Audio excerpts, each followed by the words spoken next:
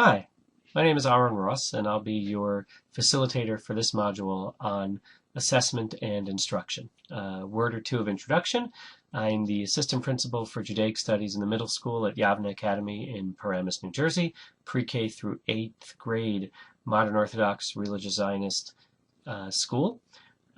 We have almost 800 students in the school, and as I said, my focus is primarily on the 240 or so students who learn in our middle school, grades 6 through 8. In addition to that particular role, I've also been a major advocate for introducing project-based learning in the classroom, both within Yavneh and beyond, as well as integration of technology into education in general, and specifically into Judaic studies, where it's not always as seamless a transition as it is in other fields. For these 2 weeks, we'll be discussing another area which has piqued my interest, and that's the area of assessment and how we broaden our horizons of assessment, and specifically how we use assessment as a major tool for guiding our instruction. So let's talk about that for a moment. We often read about, and every few months, if not more frequently, we seem to hear stories about standardized tests and the standardized test regime, and how this is causing a whole situation where teachers have to teach to the test, where they only teach the subjects in reading and math, perhaps in other subjects that are going to be on the test, where they neglect other, perhaps more interesting areas of the curriculum, where they teach in a very rigid fashion to try to cram certain pieces of information into their students' heads, and therefore the students miss out on other opportunities for perhaps more creative learning experiences.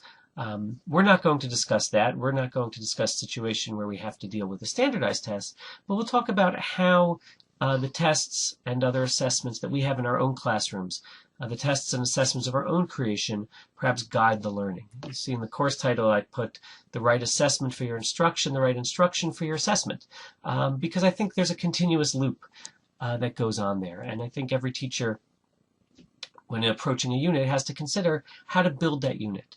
Do we teach material, start at the first line, the first paragraph in the textbook, the first pasuk in the parak, whatever it is we're teaching, and we teach until a point where we decide this is where we stop, and then we give some form of a summative assessment, often a test at the end?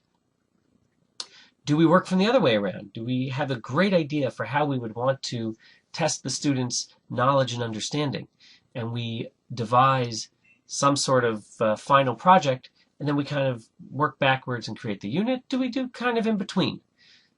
We kind of think of the test as we're teaching it, and build it from there. And that's a question we all deal with and all grapple with, and that's what we're going to focus with in this module over these couple of weeks. What is the purpose of assessment? And assessment doesn't only mean testing, as we will discuss. What's often called alternative assessment, which is a term that I find very peculiar. Alternative to what? So alternative assessment usually means alternative to a test, as if tests are the right way to end a unit of learning, and everything else is somehow different. I prefer to look at it, there's a whole range of assessments that we can give on a day, a week, a unit of learning. Tests are one form of assessment, and then there's an infinite number of other forms of assessment that we have to choose from based on what works best and what is most appropriate for the learning that we're doing, and for what our educational and our learning goals are for our students. And that's going to be what we're going to focus on. For this first week's reading, there are very few readings, but a little bit extensive. First, an article by Black and William, which is called Inside the Black Box, which hopefully will give you some food for thought about how we assess and how we use assessment. Then an article about feedback. You'll see it's one article in a full book, and I only want you to read that one article, and even that article, not all of it is most relevant, but we'll discuss the idea of feedback and assessment as feedback. That's different than assessment as a way of checking off boxes. What does the student, after 2 weeks, what does the student know? or what was the student able to cram in, or what was the student able to guess the right letter or match up the right answers to each other. That's not necessarily feedback. And look at feedback as a constructive thing and see how that fits into our notion of assessment. And then I have a blog post as well at the end, which also discusses the idea of the connection between assessment and instruction. And again, all along, keeping the focus on learning. In the introductory letter that I sent out, you have my email address, my personal email.